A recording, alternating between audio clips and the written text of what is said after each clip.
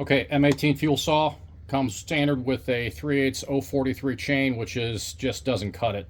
So we actually we have a heavy duty kit to put a rim sprocket on it. So this is the rim sprocket.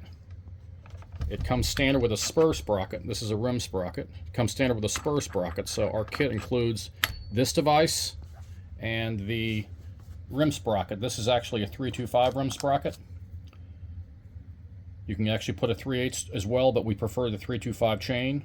We specialize in carbide, solid carbide chain. So what we do is we have a 20-inch bar, a 20-inch bar, special bar with 325 050 solid carbide links. With the rim sprocket, you get a faster chain speed, and you get the benefit of the links that are closer together and heavier duty.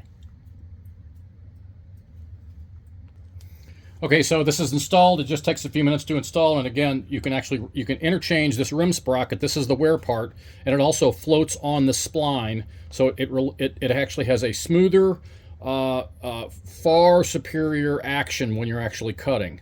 So very straightforward. I'm going to go ahead and put it together. We're going to just show you how it sounds and how it feels when you're cutting. Okay, so here is the new rim sprocket, 325 chain, solid carbide chain on a 20-inch bar. The action and the sound is significantly better than a standard saw. We're going to offer this as well on a 24-inch bar.